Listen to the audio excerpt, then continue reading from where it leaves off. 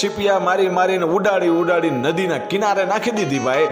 અને જે જગ્યાએ બળદેવદાસ બાપુ બેઠા હતા ને ત્યાં જઈને બજરંગદાસ બાપા બેસી ગયા. અને આ નવાબભાઈ ગડગડતી દોટ મૂકીને આવ્યો કે બાપુ તમે કયો ઈ કરી દઉં, પણ આ જે કબરું છે એને પાછી કબ્રસ્તાનમાં મોકલી દો. અને એ વખતે એ બાદશાહે પાકિસ્તાનના નવાબે બજરંગદાસ બાપાને અને બળદેવદાસ બાપાને જમવાની વ્યવસ્થા કરી દીધી. અને એ પછી શીપિયા મારીને પાછી કબરોને ઉડાડી અને કબ્રસ્તાનમાં નાખી હતી.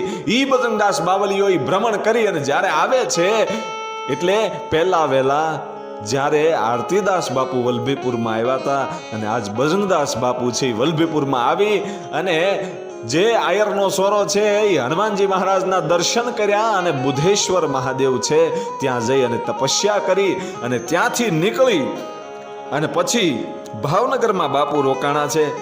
ભાવનગરથી પાલીતાણા પણ રોકાણા છે અને પાલીતાણા